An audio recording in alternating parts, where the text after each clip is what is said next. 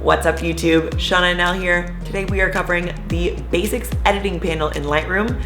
Super excited to jump in, so let's go.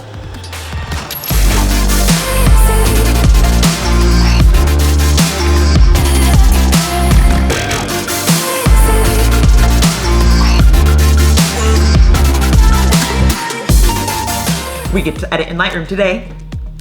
Yay! All right, team, this is what we're working with. We have these 3 photos. They were all taken in Sequoia, and we have 2 landscapes and 1 with a subject that we are going to walk through. Let's get into it.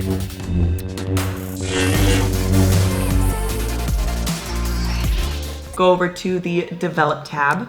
I'm gonna walk you through this basics panel. Woohoo! All right, so we have our 3 photos, all taken in Sequoia. Let's go ahead and start with this bad boy. These are the edited versions so that you can kind of see what we will be working towards. So let's go ahead and reset this bad boy. So altogether, this is not a terrible photo, like from the get-go. You can see there is some natural sunlight coming through the trees, a little bit of like sun flares on the road. And then this photo was properly exposed, so you can see some of the blue up here. Like, you can barely see it because it was a little cloudy that day, but there's some color up in the sky. It's not like a bright white, so that's actually really nice. So let's go ahead and get started. I'm literally just gonna kind of go down this panel and explain things one by one, step by step, and then we'll edit the second couple of photos a little bit quicker. So let's get into it. Oh. So first things first, color temperature. So this color temperature dial, it's basically your white balance. So when you're shooting a photo, things are on like a sliding scale of Kelvin temperature. I don't wanna go into a bunch of detail about what all of that means, but basically it can be really warm. That's super warm, that's orange. Or it can be super cool, blue. So if you ever wanna reset any of these dials, just double click the word to the left of the dial. So like if you are super over editing by accident and you look at your photo, you're like, oh my God, this is horrible. Just go back, double click what you were working with and just kind of start over on that step. So take a look at this little drop down. We being me and my husband, we typically will work with it as shot because a lot of times we choose our color temperature based on like the environment and where we are and what time of day and whatever. But if you feel like your color temperature is super wonky, you can go up to this. You can click auto and it'll try and figure it out for you. Sometimes the computers are not very smart, so take it with a grain of salt.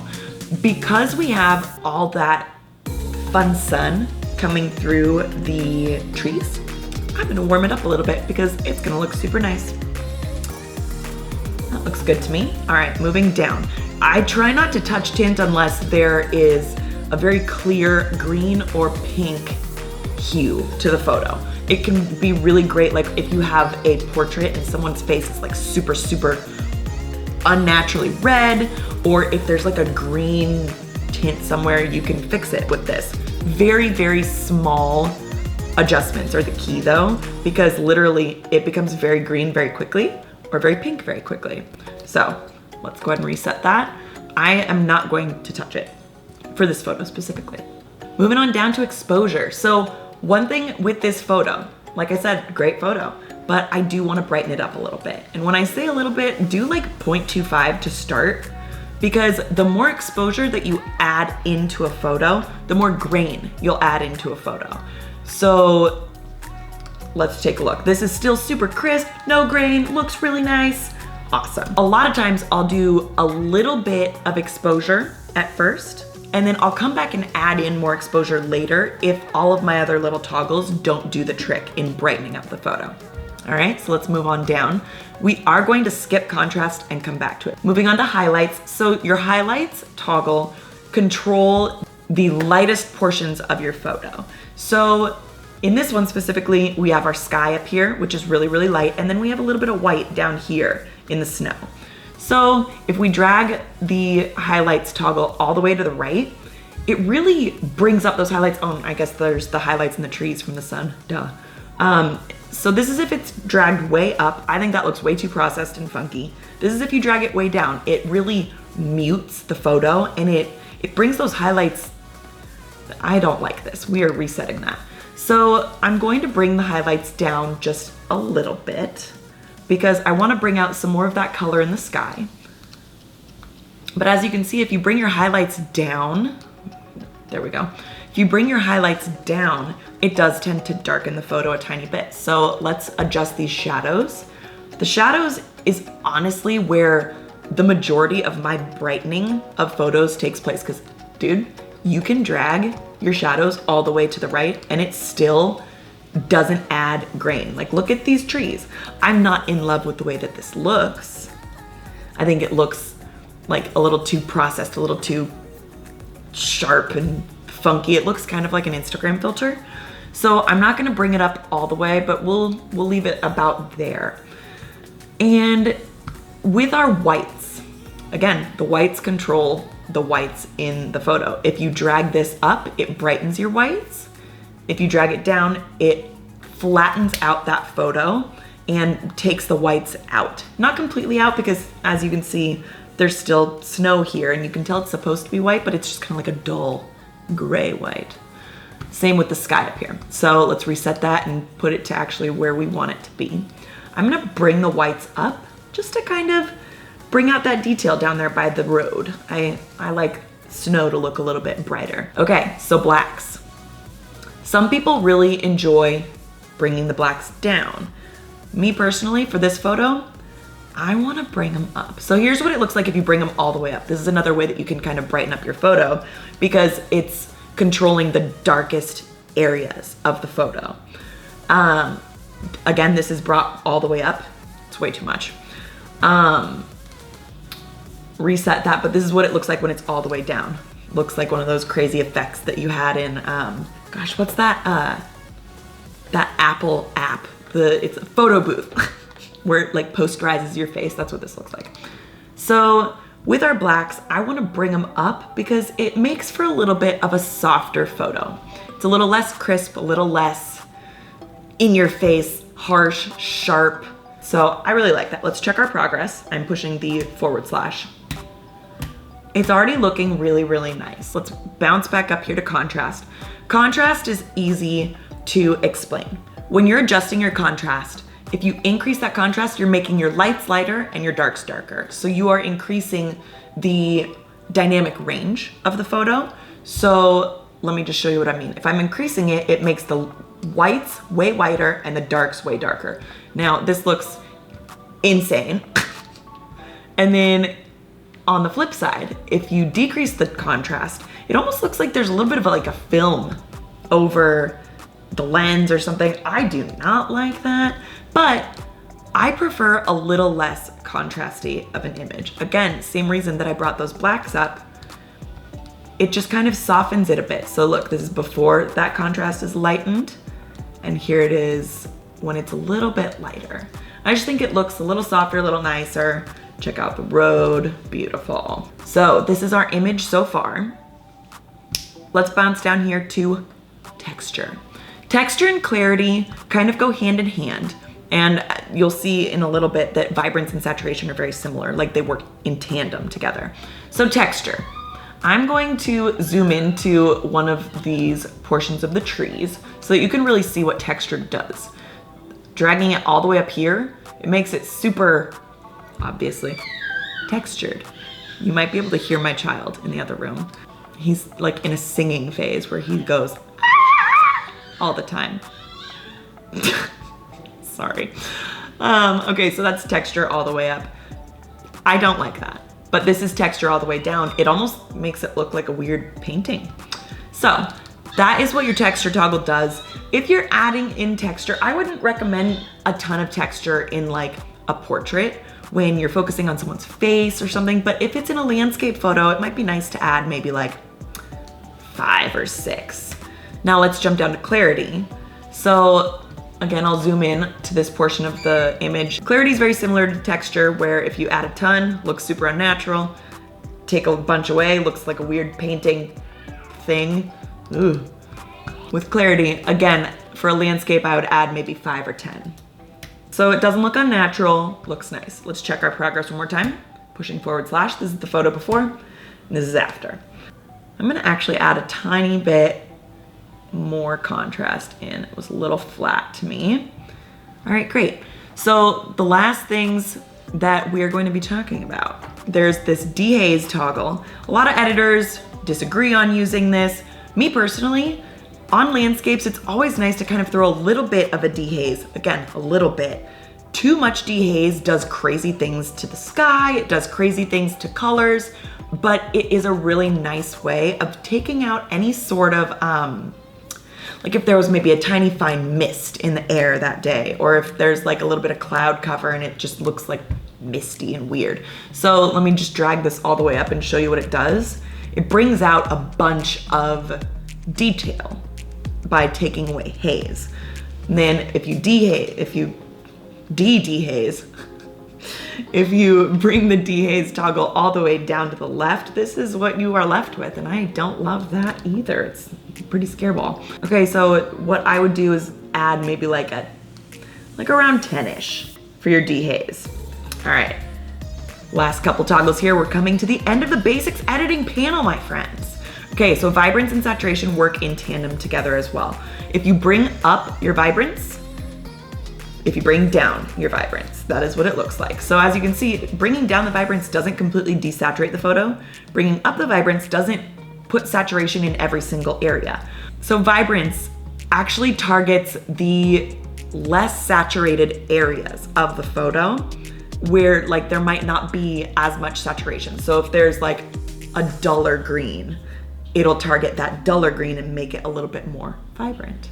Okay, so let's go ahead and bring up our vibrance by maybe like 10 or 15, I would say, but something that Bo and I like to do, if you bring up your vibrance, sometimes it's nice to desaturate a tiny bit.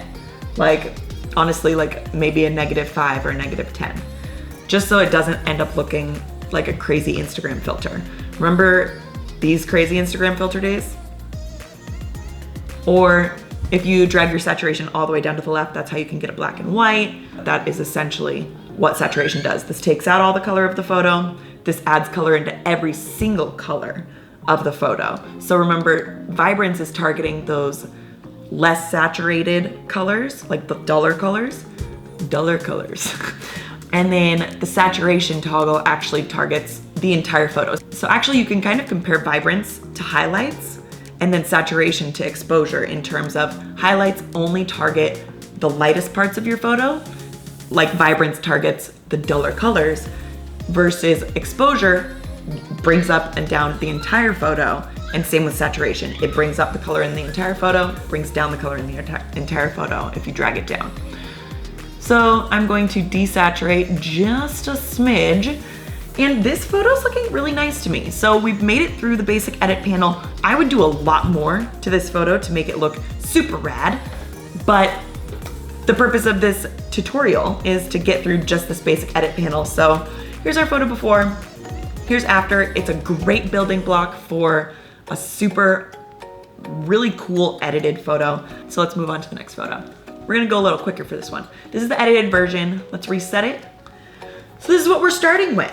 And oh dear God, looks like we actually had a little bit of a dirty lens, so please don't mind that as we go through this edit. Okay, so let's just start from the top. I think that I wanna make this look a little bit more like a sunset, so we warm that up a little bit. And with this one, you can have a little bit of fun with the tint and make it a little redder, but let's see what that does when we start bringing out all the shadows later on. Okay, so exposure. This one is really important because we probably shot with a higher ISO in this photo, so you don't want to add a ton of exposure. So let's just start out 0.25 or like 0.4. There's my baby again. He's so screamy. Okay, skip contrast. I'm going to bring up the highlights in this photo and I'm gonna bump those shadows like almost all the way. Look at, there are some mountains, guys. This is before. Here are the mountains. Hey, look at that. Boom. All right, so whites, honestly, you guys, I like to sometimes like overcorrect and then go back to where I think it might look more realistic. I think that that's kind of a nice way to go. So this is with whites where they were. I'm gonna brighten that up, and it really is affecting this bright sky. Blacks, if you bring it up, it brings up all the darkness in here, but you can see it's starting to bring a bunch of grain in. So I actually might just bring blacks up a tiny bit. I'm gonna skip texture and I'm gonna skip clarity for a second. Guys, this is where dehaze comes in. Do you see all this haziness? Watch this magic. Dehaze brings out more of that detail and takes some of that haze away. All right, so blacks, let's see if I can bring up the blacks anymore. No, I'm not gonna. Those shadows are all the way up. Let's add a tiny bit more exposure. It's also super important to check your progress as you go, because you have a tendency of overcorrecting as you're kind of going through step by step. You're like, ooh, that made it look this much better. Ooh, that made it look this much better. And then sometimes you end up looking at your photo and you're like, what did I do? So I like to check my progress throughout. So here's before, here's after. It looks pretty rad. I think this part looks way overcorrected. So I'm going to bring those shadows down, and I'm also gonna bring the blacks down a tiny bit. And this might be an area where bringing clarity up is a little bit helpful. Let me take back what I said about clarity. I am not increasing clarity. I am decreasing clarity. Sorry, friends. Yeah, I like that better. Look at this beautiful sunset. It makes me want to go back to Sequoia. All right, so this sky looks awesome. If I wanted to warm it up more, I could do this. That's a little bit yellow for me. So I'm gonna Command Z that action. But we can warm it up a tiny bit more and add in a little bit more red by dragging this over. Look at that, that's insane to me. Let's take a little bit out. All right, so before, after. Look at that photo, it's pretty rad. Last thing is add in a tiny bit of vibrance. I'm gonna desaturate just a smidge to make it look a little bit more realistic. Maybe a little less than that. Boom. Before, after. Sorry about my dirty lens. Before, after. That's a really pretty one. I enjoyed it thoroughly. All right, so this last photo has a subject, me, almost falling into the water. This photo's pretty dark. It has some really black areas, and honestly, it might be a little bit underexposed. And actually, Lightroom has this little auto button that you can click. And it basically shows you what the computer thinks the photo should look like once it's edited. Sometimes it makes your photo look super whack, which I'm not in love with what it did with this photo. So I'm definitely going to not click auto, but that can be a really helpful tool. Sometimes auto gives you a really great place to start.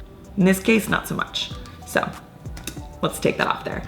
So let's go ahead and start by just brightening this up. I don't really want to mess with my color temperature. I don't really want to mess with my color temperature until it's a little bit brighter and I can see what I'm working with. So I upped that exposure a little bit. Let's come down to the shadows. I'm gonna bring those shadows pretty much all the way up. And then let's up our blacks just a bit. We can up the exposure even a tiny bit more. Make sure we're not bringing too much grain in there. Awesome. So now that we've brightened this up, it's daytime. I kind of want to warm it up a little bit. And already look, that added so much life. This is before, after. That added so much life into this. So I'm even going to brighten this a little bit more. Sometimes it's fun to see like how far you can push it. Check our progress. Before, after. It already looks amazing compared to what it did before. There's a ton more I would do with this. Let's go ahead and bring down the clarity a tiny bit, bring down the texture. Look at that, almost falling in this water. Want to know what I was thinking right here?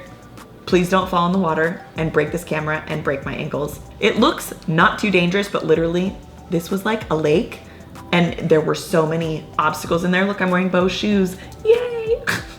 I'm gonna make these -5 texture and clarity. For dehaze, I kind of want to see if dehazing makes it a little cleaner. It does. All right, I enjoy this. This is looking nice. So let's up that vibrance a bit, and then let's desaturate. When you're shooting photos, a lot of times, like especially in landscape, your greens come out super saturated, especially if you're shooting with Sony like we do. So sometimes desaturating really helps make those greens look a little bit more natural. I don't know, this is actually looking pretty nice. So let's check our progress before, after. Now that I have most everything in here looking really nice, let's bring those highlights down a little, flatten it out a tiny bit, and let's up that, let's bring the contrast down slightly. Make those darks a little bit lighter and those lights a little bit darker. That looks so good to me. Look at that magic, so great. I think that this is a great building block. Again, I would do a ton more to this photo. I might go into the tone curve. I might adjust some colors in that HCell color panel. Like, I'm having so many ideas of what I would do with this photo, but I'm not showing those to you today. So let's review, shall we? We have this bad boy, before, after.